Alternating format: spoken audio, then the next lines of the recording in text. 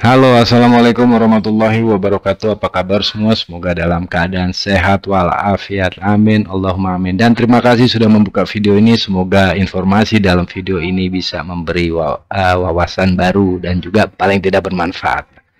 Baiklah, di video kali ini gue pengen mengekspos omongannya Mas Eko ataupun komentar Mas Eko di acara debat catatan demokrasi di TV One yang di mana bagi gua ini komentar-komentar Mas Eko itu benar-benar menggilas Pak Prabowo dan juga menumbangkan semua opini positif yang coba dibangun oleh para pendukung Pak Prabowo agar image Pak Prabowo menjadi positif dan gemoy, namun dihajar habis sama komentar Mas Eko Kuntadi ini ya. Dan Mas Eko Kuntadi ini seperti kita tahu adalah seorang penggiat media sosial dan juga dia aktif di politik. Nah, dan dia dulu tahun 2019 pada pemilu 2019 termasuk salah satu pendukung garis keras Pak Jokowi, namun sekarang dia mendukung Pak Ganjar dan menjadi rivalnya Pak Jokowi dan juga Pak Prabowo ya. Ya itulah politik ya, dulu teman sahabat sekarang bisa menjadi rival dan lawan. Baiklah, oke, kita langsung pendengarkan omongan dari Mas Eko Kuntadi. Selamat mendengarkan. Oh ya, nanti juga saya akan respon jika ada yang menurut saya menarik ya.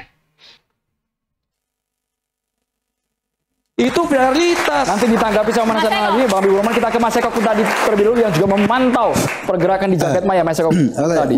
Saya mau komentari sedikit soal penambahan follower Instagram. Kalau Bang Hasan Hasbi buka itu gampang banget cari agensi follower itu sebentar itu bukan persoalan yang luar biasa banget. Cari agensi follower, mau follower berapa? 3 juta, 4 juta asal punya duit. Oke ya, saya jelaskan sedikit ya kenapa sih Mas Eko membukanya dengan membahas mengenai follower Instagram ya. Karena sebelumnya tim paslon Pak Prabowo yaitu Hasan Hasbi menggembar-gemborkan bahwa setelah debat Capres kemarin orang pada bersimpati pada Pak Prabowo sehingga follower Instagramnya itu naik ya, karena pada simpati pada Pak Prabowo yang nangis-nangis gitulah ya. Nah akhirnya sama Mas Eko ini dibantah gitu bahwa kalau soal nambahin follower yang penting lo cari agensi Instagram yang tepat, maka lo punya duit. Setelah itu lo bisa dapat jutaan ya. Oke, jadi kayaknya Mas Eko ini udah makin pinter ya, gue suka nih. Oke, lanjut. Kan adalah kenapa sih ini sudah hampir 2 minggu loh debat, kenapa masih terus jadi pembicaraan? Karena ada yang nggak move on setelah debat. Pak Anies, Pak Ganjar nggak pernah ngomongin debat lagi tuh, bekerja aja ke bawah. Tapi di berbagai kesempatan Pak Prabowo balik lagi ke isu itu. Sayangnya pidatonya Pak Prabowo di lingkarannya itu nggak nyebut nama, sehingga ada tafsir yang aneh-aneh. Ketika Pak Prabowo bilang ini ada yang bertanya soal tanah, dia pinter atau goblok misalnya, dan tadi bagus juga TV One itu mencuplik itu, dan suara gobloknya itu ditit. Kenapa? Karena bagi TV One itu tidak etis. Makanya tadi kan suaranya ditit gitu loh, suaranya disensor. Itu tidak etis. Siapapun yang menyampaikan, mudah-mudahan tadi suara saya, suara Habibur Rahman yang ngomong yang sama juga ditit sama seperti itu. Sudah terlanjur Bang, karena udah terlanjur. Live, sorry. Saya minta maaf. Untungnya saya bukan capres, jadi saya cuma niru aja. Nah, ketika dibicarakan ini, karena nggak nyebut nama, orang akhirnya membayangkan siapa yang dimaksud ya. Karena ada 2 orang dalam debat capres yang menyampaikan pertanyaan yang sama persis. Pertama Pak Anies di debat kemarin, dan kedua Pak Jokowi di debat 2019. Jadi yang dimaksud Pak Prabowo siapa ya? Kita bertanya-tanya. Yang kedua, ketika Pak Prabowo ngomong soal Malin Kundang, sudah diberi dukungan, sudah dikasih dukungan, tiba-tiba berkhianat dan lain-lain, bahkan pakai teori macam-macam. Itu maksudnya siapa tuh? Kita nggak tahu karena Pak Prabowo tidak menyebut nama. Keluarga tuh. Kita nggak tahu karena Pak Prabowo nggak nyebut nama sehingga kita semua menafsir-nafsir ini yang dimaksud siapa sih? Betul, gitu loh. betul. Itu menjadi tafsir kita. Itu yang kemudian menjadi diskusi serius bagi kita saat ini. Yang ketiga saya mau respon tadi Kang Habibur Rahman ngomong ada bullying di debat. Ini adalah proses demokrasi dan debat capres adalah salah satu instrumen untuk memastikan demokrasi kita ini sehat. Betul. Apa gunanya debat capres? Agar adik-adik mahasiswa yang nanti masuk ke TPS bisa menentukan pilihan mana presiden yang paling baik buat Indonesia. Mana yang punya pemikiran paling bagus, mana yang punya argumentasi paling bagus, mana yang punya program paling bagus. Setuju. Bukan cuma adik-adik mahasiswa tetapi juga seluruh rakyat Indonesia. Karena itu jangan dipandang debat ini kayak kita ngobrol di kampus saling ngata-ngatain. Itu menurunkan level demokrasi kita. Bayangkan seorang presiden di debat capres yang memang seharusnya adu gagasan, saling kritik, merasa dibully. Dan anehnya lagi, debatnya hari Minggu. Kemudian ada tangis-tangis yang terjadi hari Selasa. Kalau memang debatnya hari Minggu dan orang merasa tersentuh hatinya, tersentuhnya hari Minggu. Kenapa harus ada jeda waktu hari Selasa? Kan aneh. Itu kayak kita ditabok hari Minggu, nangisnya hari Selasa. Ini kan aneh. Ada jeda waktu untuk mengumpulkan energi tangisan. Ini menurut saya juga sesuatu yang aneh karena ramenya di medsos itu hari Selasa. Gak genuine artinya. Saya nggak tahu, tetapi itu yang terjadi di lapangan. Nah, yang berikutnya adalah yang ingin saya sampaikan bahwa jangan sampai ini kita nih terutama teman-teman kita ini kan bagian dari tim sukses. Iya, saya juga mau tanggapin sedikit ya mengenai pasukan nangis-nangis setelah pasca debat ya, yang dimana hanya berapa tadi 2 atau 3 hari setelah debat rombongan nangis-nangis banyak terutama di TikTok. Itu menurut gue tuh aneh ya. Ini debat capres ya, yaitu debat intelektualitas, debat data, debat fakta ya kan. Bukan debat perasaan, ya bukan debat emosi-emosian, bukan debat air mata. Nah kalau mau main air mata, mendingan nonton telenovela. Ya, telenovela Maria Mercedes ya, dulu tuh ada tuh telenovela tuh ya. Nah itu kalau kaum ibu kalau nonton tuh telenovela itu nangis-nangisan nih, apa jangan-jangan nih pewaris telenovela bagaimana gitu.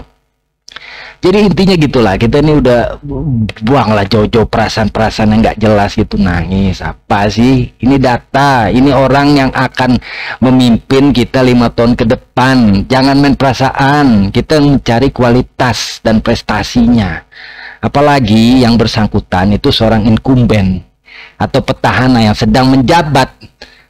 Wajar kalau dia tuh dicecar dengan berbagai pertanyaan, itu wajar karena dia sedang menjabat. Sedangkan Pak Anies dan Pak Ganjar itu sipil pada saat itu statusnya ya.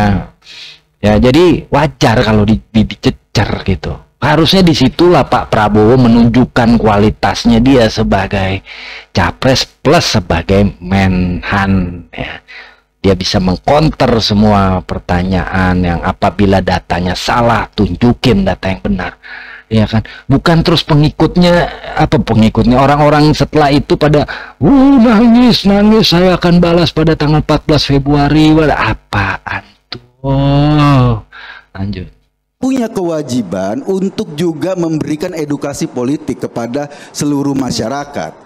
Jangan juga menurunkan atau mendegradasi sebuah proses politik, sebuah proses demokrasi dari debat, seolah-olah ini kayak diskusinya atau katakanlah bercandanya anak SMP sampai pada level bullying. Ini menurut saya lebay dalam demokrasi. Bukan itu yang disampaikan masyarakat kepada kita. Ya Bukan- enggak, bukan Anda yang saya sampaikan ke masyarakat. Iya. Anda yang Masyarakat sampaikan ke menyampaikan kepada masyarakat. kami. Benar, Itu yang kita sampaikan lihat di kepada medsos Ya, masyarakat. enggak. gitu loh. Ini Anda yang Jadi sampaikan. bukan pernyataan Makanya saya, tugas gitu loh. Anda wajib mengajarkan kepada masyarakat. Ini Oh bukan enggak bully. bisa. Kita nggak bisa Oh, menghakimi enggak dong. masyarakat ini benar ini nggak benar. Mereka punya ya penilaian tersendiri. Bagi Tugas mereka Anda. ini bullying, ini tidak pantas ya mereka Saya jadi katakan. teringat, Bang. saya jadi Iya, teringat bukan ketika edukasi. tiba-tiba Jangan Profesor dikira Mahfud masyarakat bodoh. diberikan Bertanya. Oke nih, saya jelasin dikit ya orang-orang yang mungkin nggak ada yang nggak tahu ini Pak Habibur Rahman dan pendukung Pak Prabowo ya. Ini dua, ini salah satunya ya Pak Seko pun tadi, yang kalau ini Deddy Sitorus ya, dari PDIP ya, ini pendukung Ganjar. Jadi ya ini saya lihat nih Mas Eko nih udah makin pinter ya, mungkin banyak makanan bergizi dan banyak baca, jadi kualitas omongannya nih jauh lebih berisi dari yang dulu ya. Mungkin ini saya suka banget. Oke, lanjut. tentang carbon storage dan carbon capture yang harusnya tidak menjadi topik di situ. Saya juga jadi teringat bagaimana Gus Muhaimin. Siapa bilang itu soal Bagaimana ekonomi, Gus Muhaimin carbon bicara capture tentang apa? SGIS, Soal ekonomi kok. SGIE.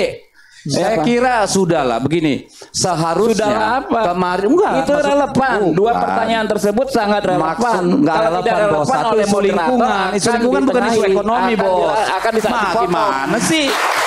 Sekarang nggak bisa jawab, Anda bilang ekonomi. nggak relevan. Sedikit. Gitu. Saya teruskan sebelum sedikit Mas Teguh. Ya. Nah, kalau kita mau potret tentang ada ada sentimen positif, sentimen negatif, Ya. itu kan paling terbaca justru pada saat debat berlangsung, bukan pada saat setelah tiga hari atau 2 hari kemudian. Sentimen ini bisa dibentuk, apalagi teman-teman medsos itu ngerti banget. Kita lihatlah datanya. Kompas di TV One dan di mana-mana itu sudah tercapture dengan Karena jelas. kebanyakan nontonnya Pada- potongan siaran ulang, Bang. Iya, pada saat itu sudah tercapture dengan jelas karena sentimen itu adalah reaksi spontan atas sesuatu yang terjadi. Kalau Anda nonton film sedih, nangisnya hari Betul. itu, tidak besok, gitu loh. Kenapa? Karena itu sentimen Ini itu kan menunjukkan salah sesuatu. kaprah dalam membuat Gitu analogi. loh. Jadi, debat menurut dengan, saya- dengan dipukul tadi, Biar dengan diselesaikan dulu, Bang. Enggak, ditempelin itu sentimen hal yang itu. lain. Sentimen itu artinya reaksi emosi, Orang bro. debat itu ada 2 tahap ya, menilai debat. Ini bukan hanya yang di Indonesia, di Amerika juga begitu. Orang menilai ya dampak atau reaksi saat debat dan setelah kedua-duanya dinilai secara ilmiah. Enggak, ini- Kenapa? ini. Karena orang membandingkan apa yang disampaikan dengan apa yang dipraktekkan. Misalnya Pak Anies ngomong 700 triliun dibelikan alutsista bekas. Orang kan nggak saat itu juga tahu, tetapi begitu orang googling, orang tanya, orang cek, baru Ya, ketahuan ini kalau bohong. kayak loh. gitu nggak perlu nangis-nangis, Loh, cuma bukan ngeliat berarti gitu loh. nangis. Kan Artinya masa habis keseluruhan ngeliat itu kan data kemudian nangis-nangis. Mas Teguh sih Nah iya betul ya, iya kan. Kalau misalnya andai kata setelah debat itu para penonton melihat cek recheck ya omongan Pak Anies lah contohnya dengan berapa triliun untuk alutsista, ternyata salah omongannya Pak Anies. Ya solusinya bukan nangis dong, masa nangis gitu. Oh salah, saya nangis. Nah ada itu aneh menurut saya, itu bikin enak tuh ya kalau gitu ya. Ya itu jadinya ini sekali lagi saya jelaskan, saya ingatkan, ini kita memilih pemimpin yang 5 tahun ke depan ya, yang harus kuat ya, internal maupun eksternal dirinya tuh harus kuat ya, internalnya, emosinya ya, cara dia menanggapi ya, salah satunya menanggapi pertanyaan dan juga argumen-argumen yang mungkin tajam ya, itu harus bisa lah dia akan memimpin ya seluruh rakyat Indonesia ya. Rakyat Indonesia ini berapa nih sekarang? Kalau nggak salah 270 juta apa 280 juta ya. Ini mau memimpin orang ratusan juta. Terus masa ngambekkan ya kan? Nggak bisa susah move on. Itu gimana? Ya kan? Kesian kita orang ini. Ya enggak? Jadi gitulah. Jadi intinya, dan juga satu lagi tuh yang mengenai apa Pak Prabowo katanya menjelaskan tentang ada Malin Kundang, sudah dikasih dukungan dan segala macem, katanya ya seperti Malin Kundang tidak terima kasih ya kan. Terus juga ada masalah tanah, ini orang bodoh atau pinter ya kan, itu kan sebenarnya nggak perlu gitu. Setelah debat ngomong-ngomong seperti itu kemana-mana itu kesannya kayak gimana ya, yang tadinya dibangun image positif, ya, image gemoy-gemoy, jadi ya gimana? Oke lah, tapi intinya ini sama Mas Eko Kuntandi gitu benar-benar dicukur ya, cukur abis. Yang tadinya gondrong dicukur abis, udah tinggal pendek, cepak, dikerok sekalian, tinggal kulit kepalanya yang ada. Jadi luar biasa ya Mas Eko. Dan ya udah, saya setuju. Terima kasih ya sudah nontonnya, dan jika suka di like, jika jatuh lebih suka lagi di subscribe ya. Assalamualaikum warahmatullahi wabarakatuh. Dan pilihlah pemimpin bukan berdasarkan emosi, namun berdasarkan kualitas ya. Kalau kita berdasarkan emosi, nangis-nangis ya kan, belum jadi pemimpin udah bikin kita nangis, apalagi nanti jadi pemimpin Anda mau nangis-nangisan, berarti susah dong. Oke lah, terima kasih, sampai jumpa lagi di video saya berikut.